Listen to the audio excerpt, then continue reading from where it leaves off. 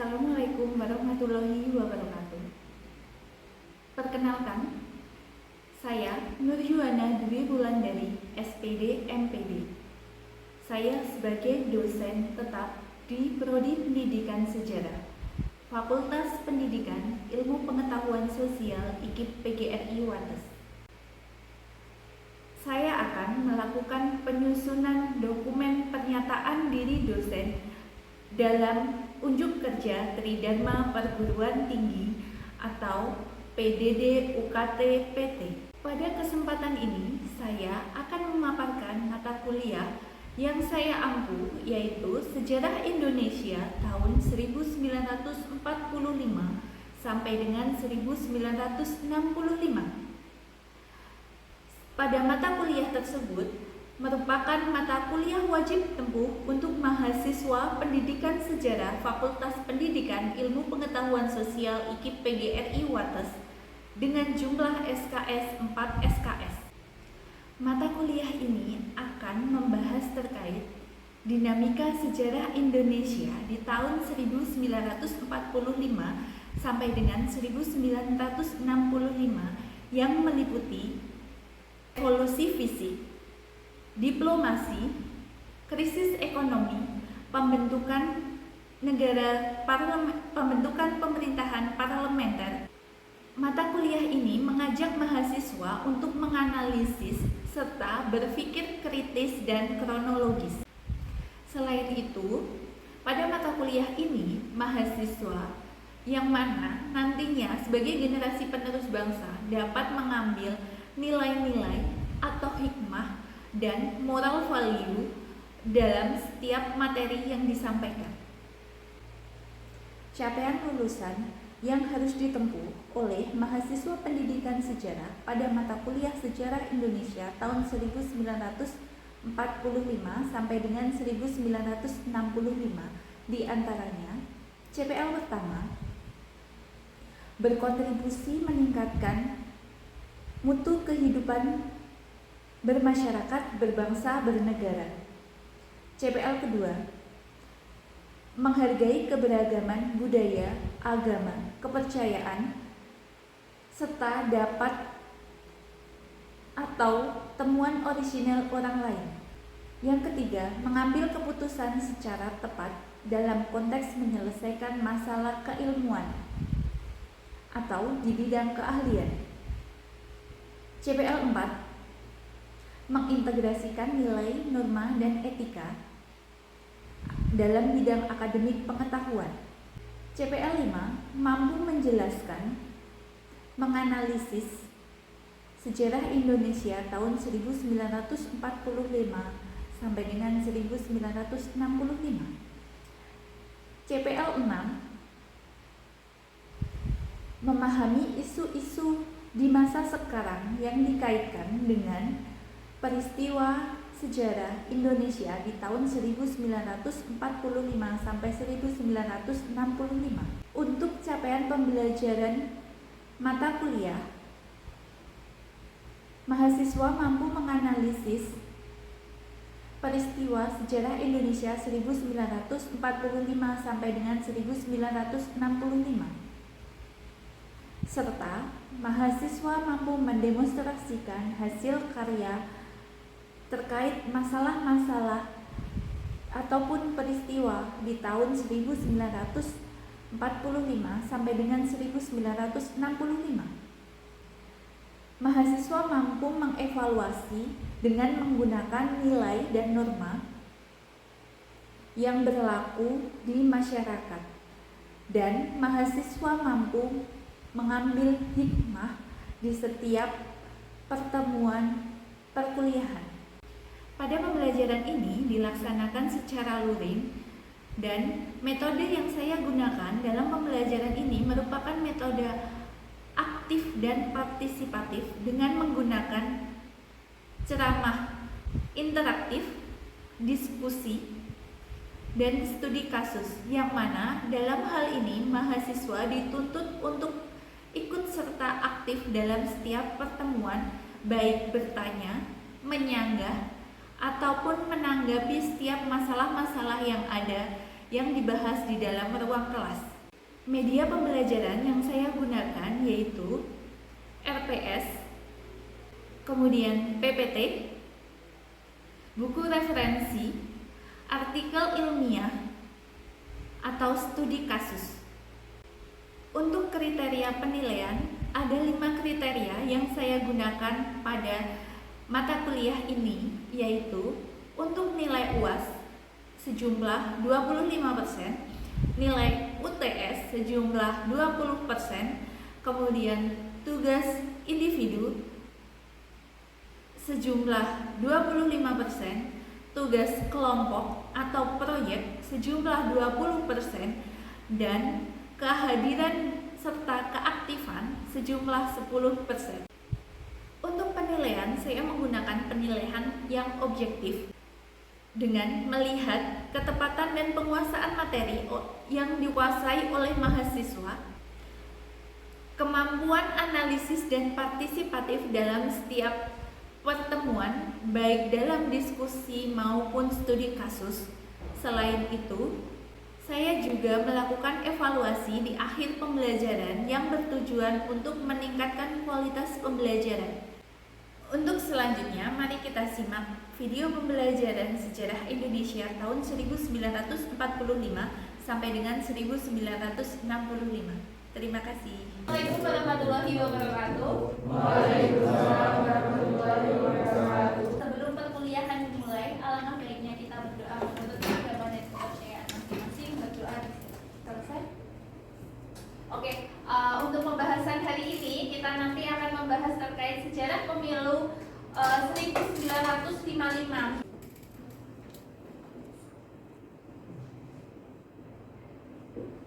Pemilu 1955 itu pemilu pertama. Mungkin teman-teman di sini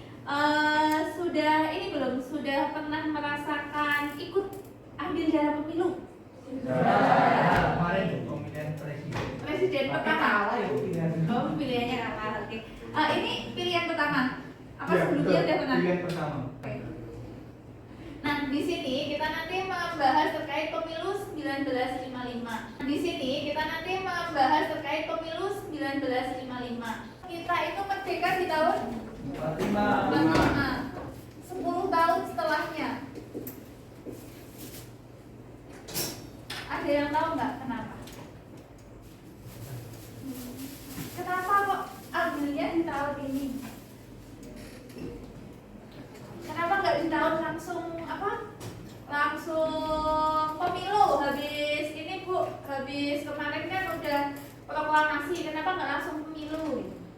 Karena masih Indonesia belum stabil, kan masih dijajah-jajah juga tuh, agresi militer pertama, kedua, jadi belum mantap secara politiknya gitu. Oke. Itu dari Mas Revindo. Yang lainnya coba. Ya, ada yang mau mengemukakan pendapat dulu sebelum kita masuk ke inti dari materi hari ini? Tadi katanya untuk Mas Revindo belum stabil ya? Iya, politiknya. Karena ada agresi militer.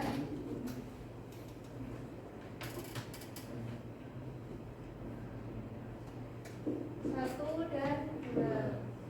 Ada yang lain? Oke, jadi kenapa kok dipilih tahunnya 45 dari 45 ke 55? Padahal waktunya 10 tahun. Bagaimana dengan keadaan Indonesia pada saat itu? Nah, memang salah satu alasannya yang paling bisa diterima atau alasan itu yang sangat melekat kan, kalau kita tahu setelah Indonesia merdeka 1945 ini kan ada agresi militer. Agresi militer itu di tahun berapa? Tahun 48. Ayo, 48, 49, 47, 46. 48 yang kedua. 48 yang kedua. Yang pertama 46 loh. Bener nggak? Coba dicek. Cek. 4. Sebenarnya 45 udah Bu. Sebenarnya. 45 kan mulai Udah masuk. diboncengi. Iya. Jadi Indonesia merdeka itu kan dari pihaknya Jepang, atau Jepang kan menyerah tanpa syarat kepada sekutu. Yang mana pada saat itu Belanda di bawah naungan sekutu itu mereka pengen menguasai lagi Indonesia. Kemudian tentara Belanda datang memboncengi Nica. Nah kemudian nanti tercetuslah agresi militer 1 dan 2 ini. Coba udah dicek belum? Tahunnya bener nggak ini? Kalau Nica masih November 47 apa 46 apa 48? 47. Ini agresi pertama. Kemudian yang kedua 48 apa 49? 48. Nah, jadi teman-teman di sini kenapa kok 10 tahun? Karena kita menunggu kestabilan. Ini ada kompetensi dan indikator yang harus teman-teman capai. Yang mana teman-teman harus bisa menjelaskan bagaimana sih pemilu 1955. Jadi pemilu 1955 nanti ada 2 tahap. Tahap pemilihan pertama itu adalah DPR, kemudian yang kedua konstituante. Nah, silahkan untuk teman-teman di sini presensi terlebih dahulu, karena untuk presensinya saya lupa membawa. Kita presensi pakai ini aja ya.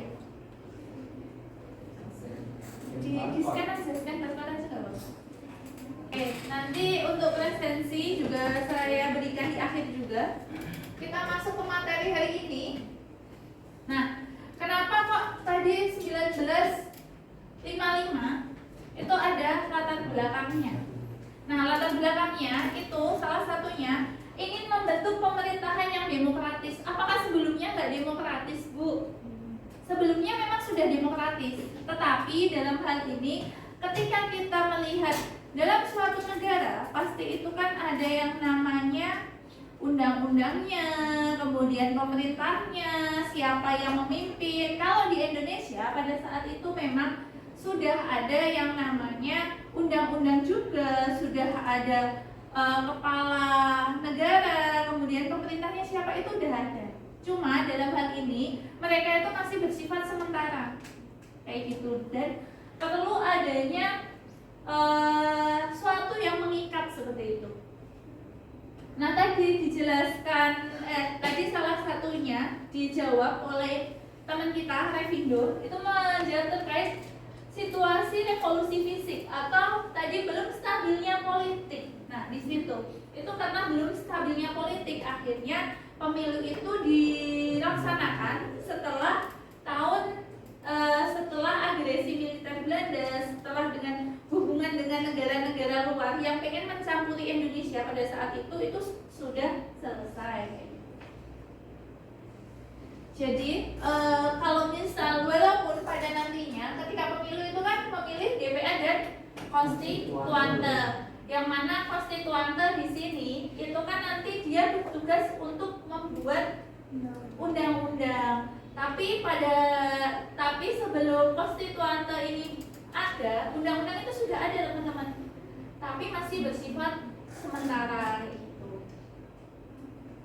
Oke, nah ini untuk pelaksanaan dari pemilu tahun 55. Jadi ada 2 tahap, yang mana satunya itu 29 September 1955 dan 15 Desember 1955. Yang mana di sini memilih anggota DPR dan konstituante. Nah, dalam pemilu ini nanti dimenangkan oleh siapa? Ada yang tahu untuk DPR-nya? TNI. Yang lainnya coba dimenangkan oleh siapa?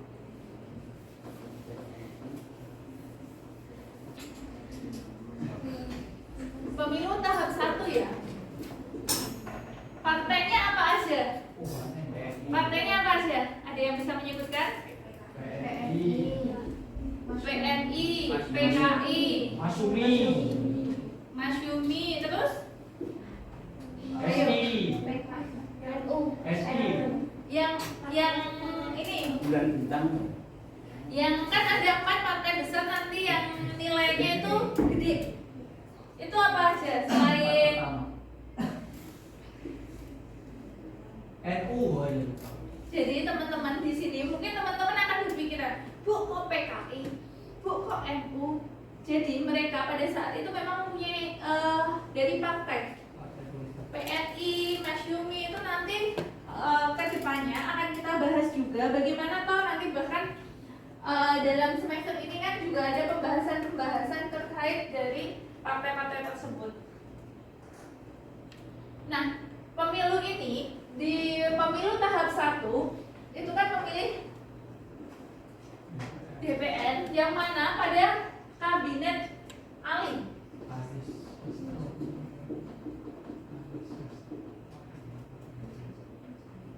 Kabinet Ali 1.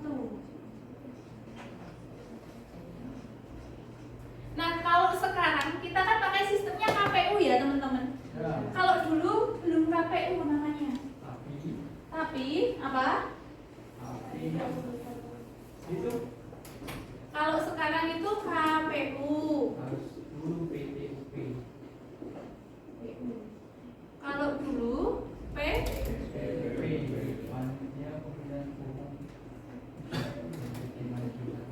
Nah, jadi kalau dulu KPU sekarang PPUP, apakah itu sama Bu terkait KPU sama PPUP? Jadi awalnya memang namanya Panitia Pemilihan Umum Pusat, kemudian nanti berubah nama menjadi KPU yang sekarang mungkin teman-teman kalau kemarin ada yang menjadi panitia KPU pemilihan umum. Nah, di situ asal muasal pemilihan itu dari sini teman-teman. Pemilu pertama yang mana pemilunya itu memang sangat demokratis, jadi tidak berhubungan dengan uang. Mungkin kalau Money politik. teman-teman di sini kenapa kok berhubungan dengan uang, ya memang nggak semuanya mau mengambil money politik itu, tapi kan memang di beberapa tempat masih seperti itu ya. Dari tempatnya teman-teman masih nggak yang seperti itu? Wah, masih Masih ya. Tapi kita kan sebagai generasi muda yang mana kita sudah paham nih, oh hal tersebut itu nggak baik, kalau bisa dihindari. Yang lainnya gimana? Ada yang menerima uangnya kah? Ada. Nah, teman-teman terkait money politik, karena kita kan ya mungkin kalau kemarin kita masih mikirnya lah dikasih uang kok nggak mau kayak gitu ya. Nah, tapi kalau bisa sekarang hindari hal-hal yang seperti itu, karena gini, mereka cuma ngasih 50.000, tapi ketika mereka jadi kesempatan untuk korupsi mereka lebih besar, dan 50.000 itu gak ada artinya apa-apa gitu. Oke. Nah, ini peserta pemilu pada saat itu, pemilu yang tahap pertama ini ada 36 partai politik, kemudian pemilih yang terdaftar itu sejumlah 43 jiwa. Nah, di sini dari 43 juta ini, mereka itu yang memilih, mereka itu sebanyak 80% mereka datang untuk memilih ke TPS-TPS ini. Ada juga yang golput. Kalau bisa, teman-teman di sini jangan golput ya. Besok tuh ada pemilu lagi tahun berapa?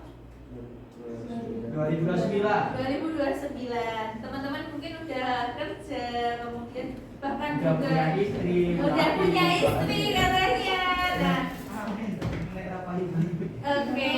Kalau bisa besok, kalau sudah kerja kita mengajak, kalau teman-teman yang menjadi guru, ajaklah anak-anak kalian itu jangan golput. Kemudian yang sudah punya istri, ajak istrinya jangan golput kayak gitu. Kemudian di sini, nah ini dari hasil pemilu 1955, yang mana DPR itu tadi yang paling besar itu adalah PNI sampai dari belakang kelihatan nggak? Oke, itu dari PNI, Masyumi, NU sama PKI. Nah, itu adalah 4 partai besar yang menduduki kursi DPR dan suara terbanyak kayak gitu. Apakah itu nanti sama dengan hasil apa tuh? Hasil pemilu tahap kedua? Belum tentu. Kita cek ya. Nah, ini pemilu tahap kedua, yaitu pada tanggal 15 Desember 1955. Pada pemilu ini untuk membentuk konstituante, yang mana konstituante itu bertujuan untuk menyusun undang-undang baru dan tetap.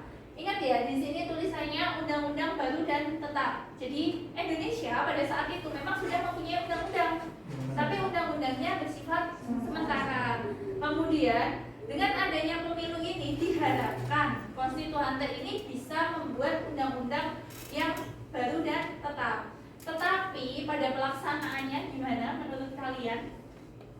Apakah berjalan dengan mulus? Apakah akhirnya undang-undang itu dibuat? Tidak. Oke, kalau misal tidak, kenapa kok bisa nggak jadi kalau undang-undang itu dibuat? Tujuannya yaitu tujuan dari pemilu 15 Desember 1955, yaitu tujuannya ada 3: memilih anggota konstituante sebanyak 514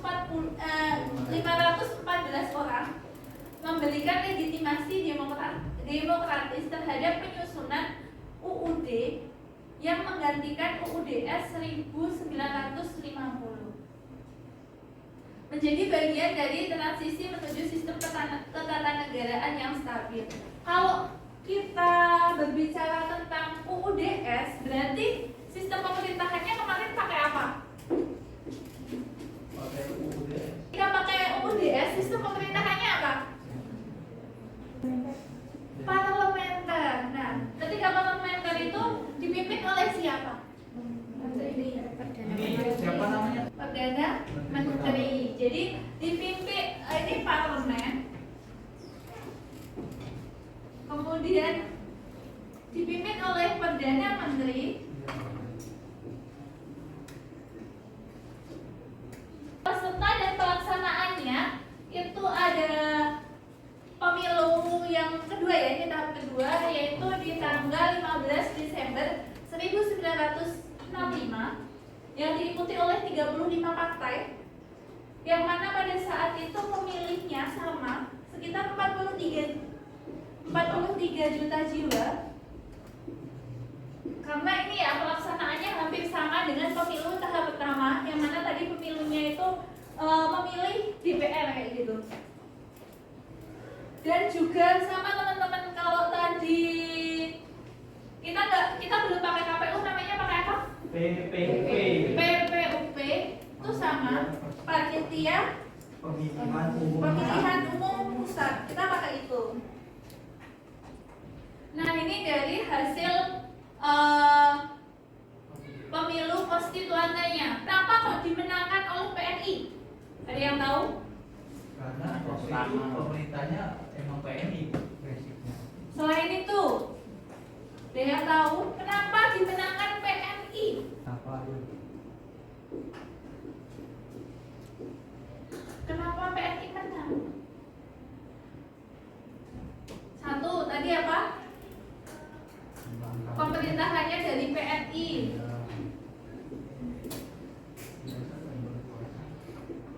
Ada yang tahu lagi? Ayo, masa minggu terus dari satu kelas? Ayo. Dia sebagai partai terbesar. Terus basisnya mana? Basisnya dia di mana tuh PNI ini? Basisnya orang-orang nasionalis. Orang-orang nasionalis.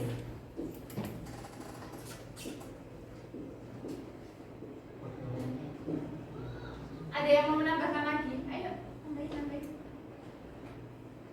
Ayo. Mungkin Mas Saiful mau menambahkan? Apa Desi? Gimana Des? Ayo Mas Mbak, Putri. Oke, berarti ini ya, rakyat Merakyat. mendapat dukungan. Oke teman-teman, dari 1, 2, 3, 4, 5, kenapa PNI menang?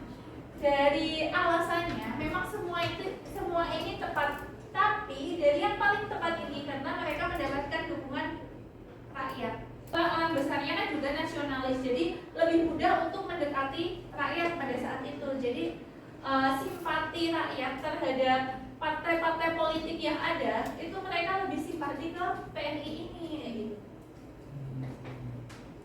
Dari sini ada yang mau ditanyakan? Kalau pembahasan terkait partainya, nanti setelah ini kita bahas satu-satu bagaimana partai PKI, bagaimana PSI, bagaimana Masyumi, bagaimana NU kayak gitu.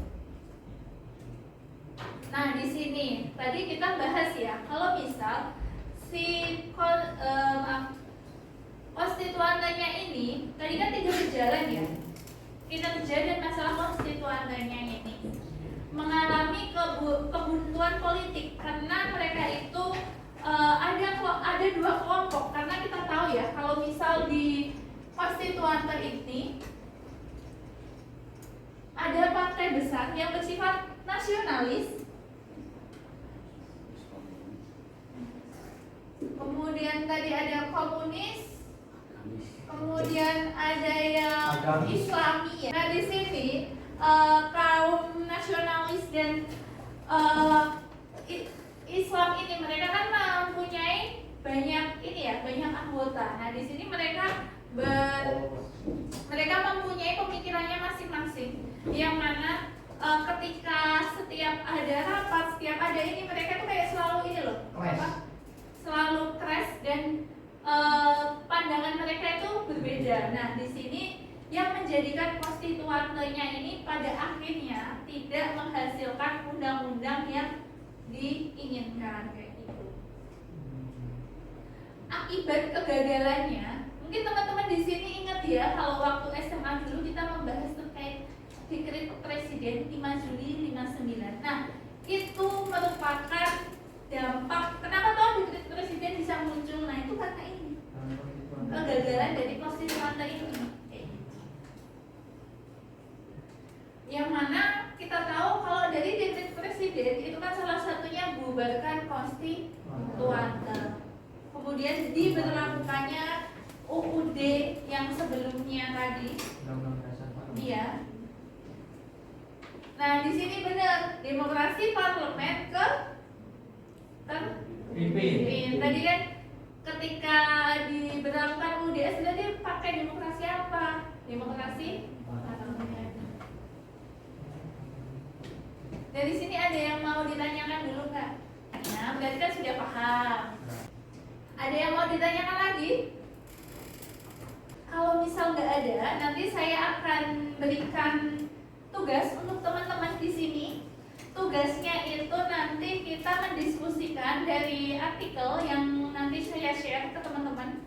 Nanti silahkan direview bagaimana dari isi artikel tersebut. Kemudian nanti dari situ teman-teman juga bisa mengetahui, oh ternyata itu begini toh, oh ternyata itu begini. Nanti akan kita bahas di pertemuan selanjutnya. Oke. Jadi dalam pemilu yang kita bahas ini, pemilu tahun 1955, hal-hal yang dapat kita ambil salah satunya kita sebagai generasi muda atau teman-teman nantinya sebagai guru di masa depan wajib dan harus itu jangan lagi kita menerima money politik. Kemudian kita harus menerapkan pemilu yang jujur. Kemudian kalau kita bahasanya itu kan luber judil ya kalau pemilu ya. Nah kita harus menerapkan asas tersebut. Kemudian kalaupun misal kita tidak bisa mengajak semuanya masyarakat untuk tidak money politik, setidaknya masyarakat terdekat kita, mungkin keluarga kita, anak cucu kita nantinya, kemudian di tempat teman-teman bekerja. Kalau misal teman-teman nantinya sebagai guru, ya kita mengajak peserta didik kita untuk tidak money politik. Kita harus menerapkan kejujuran dalam pemilu. Kemudian jangan sampai hal-hal seperti ini, misal kayak kegagalan dalam pemilu itu akan terulang lagi di masa yang akan datang kayak gitu. Mungkin atau di tahun 2029 nanti. Mungkin dari sini kalau misal nggak ada yang mau ditanyakan lagi, saya cukupkan untuk pertemuan hari ini. Sampai ketemu di pertemuan selanjutnya. Wassalamualaikum warahmatullahi wabarakatuh. Waalaikumsalam.